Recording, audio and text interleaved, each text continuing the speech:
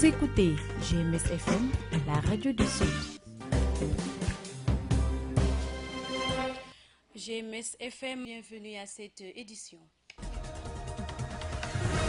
Le village de Mahoumouda, sous la hantise d'un passé sombre et douloureux.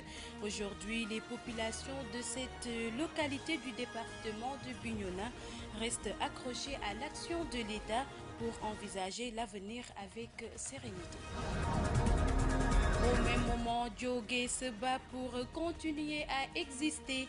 L'érosion côtière constitue la principale menace face à laquelle les populations semblent impuissantes. L'actualité internationale et la revue des quotidiens mettront fin à cette édition présentée par Eva Sagna, le développement. Bienvenue. La situation de ni paix ni guerre que vit depuis des années la Casamance n'épargne point le village de Mahoumouda Diola, longtemps estampillé zone de danger. Les femmes de ce village du Naran-Ouest ont profité de ce climat pour partager leurs souffrances et dévoiler leur point de vue sur les actes attendus du gouvernement pour la consolidation de la paix en Casamance. Le reportage est celui de Cheikh Tidiane Cissé.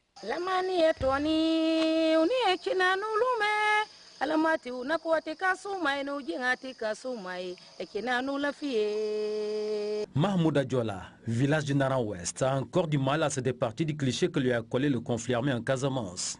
Des moments chauds connus par ce village passent encore dans la tête des femmes qui oublient difficilement leur calvaire, prises qu'elles sont entre deux feux. Nous avons fui le conflit pour aller en Gambie et sur la route, on a rencontré des gens qui nous ont attachés pour nous amener ailleurs. Et c'est là que j'ai reconnu un militaire qui nous a même sauvé la vie. Dans ce village, la vie est vraiment difficile. On se débrouille tout seul. Et puis, il y a la présence du MFDC et de l'armée. Maintenant, on ne sait pas où aller.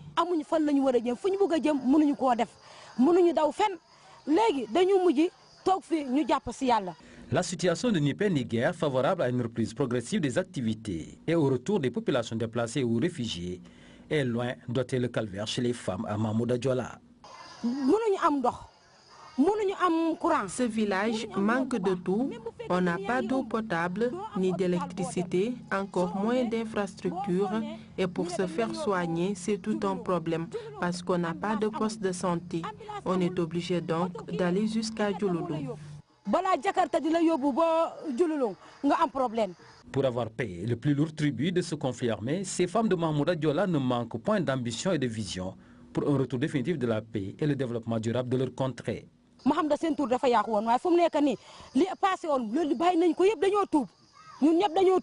Aujourd'hui, le passé est derrière nous. On demande aux autorités de nous implanter ici une usine pour permettre à la population d'avoir une occupation. Et puis, si on a une maternité, ça va un peu nous soulager.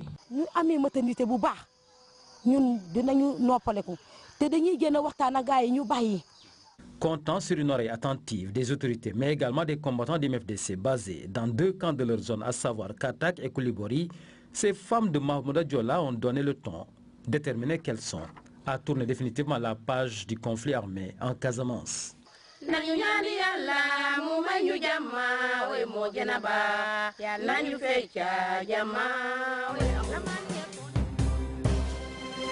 Allons à Djogé. Djogé, une des plus vastes îles de la Casamance, est menacée de disparition à cause de l'avancée de la mer.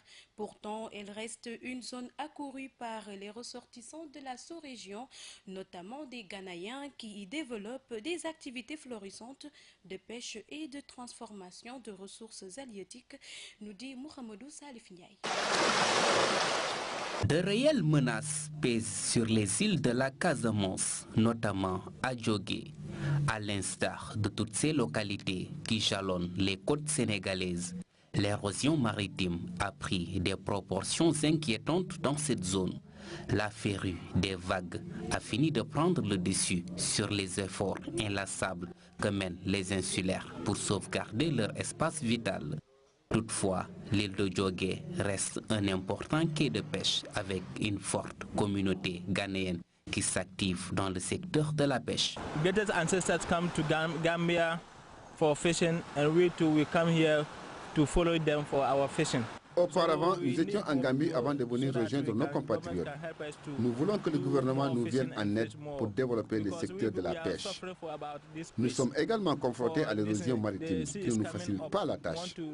Vraiment, nous comptons beaucoup sur le gouvernement, car on se sent bien dans cette île. So that we are foreigners, we can stay here, we are happy here, so that we can do really a lot of work here. Au-delà de la pêche, la communauté ghanéenne est également très impliquée dans les activités paroissiales et vivent en parfaite harmonie avec les autochtones.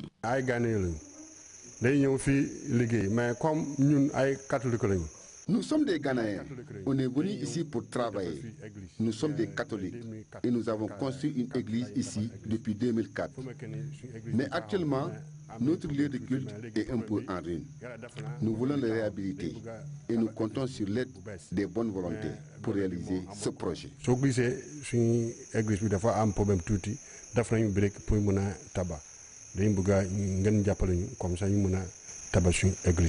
En sus du phénomène de l'érosion maritime, l'eau potable est devenue une source de préoccupation pour les insulaires de Djogé.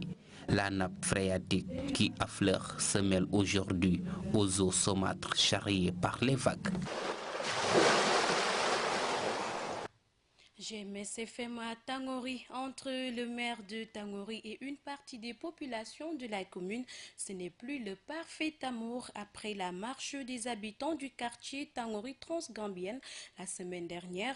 Boubacar Libas Djemé a répondu aux accusations par l'action à travers une visite de terrain avec la presse pour dévoiler ses réalisations. Le torchon brûle entre le maire de Tangori et les populations de Tangori Transgambienne. La commune de Tangori souffre de la mauvaise gestion du maire. Zéro infrastructure en 3 mandats. C'est en substance les griefs retenus par ces populations contre leur maire et à l'origine de leur marche de la semaine dernière. Depuis lors, c'est la guerre des stratégies. Ce tableau présenté par les populations de Tangori Transgambienne est dépassé selon le maire qui affirme que ça bouge dans sa commune. Boubacar Libas Djemé.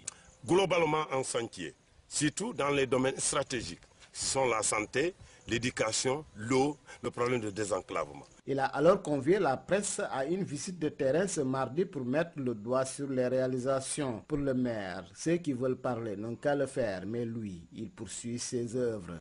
Les critiques, ça améliore l'exécutif que nous sommes. Ça nous fait révolter. Ça nous fait encore avoir de l'ambition. Ça nous fait encore d'incarner notre leadership aujourd'hui. C'est dans ce côté que moi j'ai mis la position de mes administrés. Mes administrés ont droit à m'interpeller. En m'interpellant, je réponds le concret aujourd'hui. Vous avez été sur le terrain, vous avez vu le concret.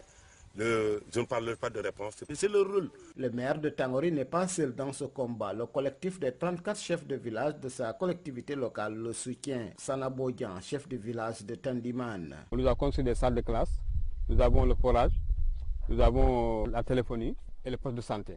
Et comme dans la commune de Tangori, nous avons 34 villages. Et le maire, vraiment, nous, on le salue beaucoup. Il a été vraiment large dans ses exécutions au niveau des réalisations, au niveau des villages. Les entreprises qui ont gagné les marchés de l'adduction d'eau et de l'électrification sont sur le terrain depuis plusieurs mois et promettent de livrer les travaux dans les délais. GMS Bignona, Lamine Badiane. Merci Lamine Badiane. Nous sommes à Tangori et nous y restons et c'est pour parler de l'éducation. Au lendemain de la rentrée des classes, le sous-préfet de l'arrondissement de Tangori fait le point du démarrage de l'année scolaire avec les acteurs concernés. L'objectif est d'assurer la continuité des enseignements-apprentissages dans toutes les écoles et jeter les bases d'une année qui sera couronnée par des bons résultats aux différents examens. Lamine Badiane. Il y a une semaine de cela, le travail nécessaire a été fait. Bien entendu, sous le contrôle des inspections de l'éducation de Bignona, nous avons fait l'essentiel du travail. Maintenant, aujourd'hui, il était question de voir des cas isolés, des cas particuliers, ou bien les cas qui posaient beaucoup plus de problèmes. On a instruit les APE en rapport avec les maires de trouver des solutions immédiates à cela. Pour l'essentiel des établissements concernés, on a fait le bilan de l'année scolaire passée en insistant sur les résultats qui dans l'ensemble sont satisfaisants. Mais il y a quelques disparités qui sont notées. Il y a des écoles qui ont fait 100%, mais il y a des écoles qui ont fait des résultats que nous avons estimé le devoir de susciter des préoccupations pour trouver les raisons qui peuvent expliquer parfois certains résultats qui ne sont pas fameux. On a essayé de situer la responsabilité des uns et des autres. Et des instructions fermes ont été données pour que vraiment qu'on puisse travailler de sorte à améliorer ces résultats durant les prochains examens et concours. Au-delà de l'aspect purement pédagogique, on a parlé du climat social des établissements. Vous savez aussi, pour faire des résultats, il faudrait que l'ensemble des acteurs puissent avoir le même langage, puissent avoir la même compréhension des textes et puissent avoir le même engagement par rapport aux projets qui sont enregistrés, aux projets qui sont en train d'être déroulés. C'était le sous-préfet de l'arrondissement de Tangori. Il était au micro de Lamine Badiane. À Ziguinchor, un atelier de formation sur l'entrepreneuriat à l'école a démarré hier mardi.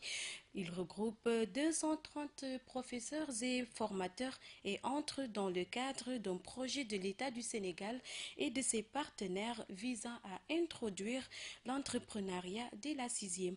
Yaya Diata, coordonnateur du projet APD Sénégal, que nous écoutons au micro de Sissa Okoli. L'objectif de ce projet est d'introduire dans le système éducatif la thématique de l'entrepreneuriat. Cette thématique de l'entrepreneuriat est contenue dans la directive numéro 1 du Conseil présidentiel consacrée aux recommandations des assises. Directive dans laquelle il est bien dit que désormais la priorité sera accordée à l'enseignement des mathématiques, des sciences, de la technologie et de l'entrepreneuriat. Donc nous allons introduire dans le système éducatif la thématique de l'entrepreneuriat à partir des classes de 6e pour changer un peu la mentalité, n'est-ce pas, des jeunes Sénégalais qui doivent comprendre que ce n'est pas seulement l'État qui doit être le seul employeur, parce que nous tous nous entrons à l'école et nous pensons qu'au bout de notre formation, de nos études, c'est l'État qui doit nous recruter. Nous voulons dès le très tôt développer l'esprit d'entreprise, l'esprit d'initiative à travers des activités qui vont être déroulées au niveau de l'école avec la communauté éducative, des activités génératrices de revenus avec les gouvernements scolaires, avec les comités de gestion des établissements à vocation pédagogique pour aider les jeunes effectivement à comprendre qu'il faut de l'initiative individuelle. C'est cette initiative individuelle à travers l'entrepreneuriat qui va permettre demain à nos pays de se développer. La mairie accompagne les premiers pas de l'année scolaire à Niassia. Des intrants de montant de 6 millions de nos francs ont été remis aux établissements pour booster les performances scolaires dans cette localité du département de Ziguinchor. Un reportage de Papo Mané. Le compagnonnage entre la mairie de Niassia et l'école est plus que fécond. Cette année encore, les autorités municipales ont mis la main à la poche pour soutenir le système éducatif dans cette localité du département de Ziguinchor. Ainsi, 6 millions de nos francs ont été mobilisés pour doter les établissements scolaires d'intrants. Effectivement, il faut dire que nous avons 11 écoles élémentaires, nous avons une case des tout-petits et 6 garderies communautaires. En plus de cela, nous avons 2 classes préparatoires. Donc toutes ces structures ont besoin de fournitures, donc on a de bons effectifs. Donc ce que nous faisons même ne peut pas couvrir toute l'année scolaire. Mais nous faisons qu'un geste pour que les parents puissent compléter après les fournitures pour terminer cette année scolaire. L'année passée, vous l'avez dit, on était à 5 millions. Cette année, on a été à 6 millions. Donc même malgré les 6 millions-là, on ne pourra pas couvrir tous les 9 mois de l'école. Ce soutien permanent à l'école permet de booster les performances scolaires dans le Niassia, à en croire le maire Mamoudou Diallo. L'année passée, on a démarré à temps. Ils ont eu le quantum horaire nécessaire et on est classé premier au niveau de l'inspection. Et ce qui nous a permis d'avoir un taux de 95,78% de réussite au CFO. Donc c'est d'excellents résultats et cela a été couronné par la journée de l'excellence qu'on avait organisée en fin d'année scolaire pour remercier, féliciter les premiers de chaque classe au niveau de la commune de Niassia. Désormais, l'école ne sera pas orpheline dans la commune de Niassia. Au contraire, elle peut compter sur le soutien indéfectible des autorités municipales déterminées à cultiver l'excellence dans leur zone. Passons à présent à l'actualité internationale. Au Kenya, l'opposant Raila Odinga renonce à l'élection présidentielle du 26 octobre prochain, organisée à la suite de l'invalidation en justice de la réélection du président sortant Uhuru Kenyatta. En Espagne, Carles Puigdemont déclare unilatéralement l'indépendance de la Catalogne dans un discours prononcé hier. Le récit avec Rokhaya Bey. L'opposant kenyan Raila Odinga a annoncé mardi son retrait de l'élection présidentielle du 26 octobre organisée à la suite de l'invalidation en justice de la réélection du président sortant Uhuru Kenyatta. Dans l'intérêt des Kenyans, de la région et plus largement du monde, nous estimons que le mieux sera que la nationale Super Alliance, la coalition de l'opposition, soit absente de l'élection présidentielle prévue le 26 octobre 2017, a-t-il déclaré au cours d'une conférence de presse. Au Malawi, au moins 5 personnes soupçonnées d'être des vampires ont été tuées par la foule dans le sud du Malawi, petit pays d'Afrique australe. Les Nations Unies ont annoncé ce mardi 10 octobre qu'elles retiraient leurs employés de 2 districts du sud du Malawi où la peur des vampires a dégénéré en scène de violence collective qui ont entraîné la mort d'au moins 5 personnes. D'après un rapport de l'ONU sur la situation, les districts de Malunji et Falahombe ont été sévèrement touchés par des affaires de personnes soupçonnées d'avoir bu du sang humain et d'être impliquées dans des incidents de vampirisme. Enfin, le président séparatiste catalan Carles Puigdemont a prononcé mardi 10 octobre un discours au Parlement régional évoquant une déclaration unilatérale d'indépendance sans l'annoncer vraiment, mais en précisant qu'elle était suspendue.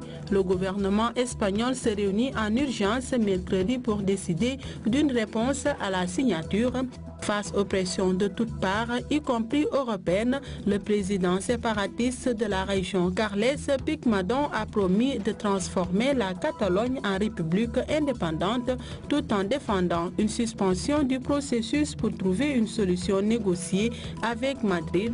Il a estimé que sa région vivait un moment historique s'appuyant sur la victoire du oui à l'indépendance à 90,19% des voix lors du référendum d'autodétermination interdit et contesté du 1er octobre.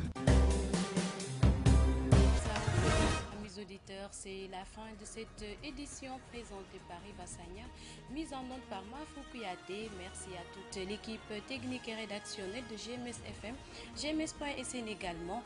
Mes auditeurs, nous vous retrouvons demain, même heure, même fréquence. Et d'ici là, portez-vous bien, mais restez avec nous, car tout se passe ici.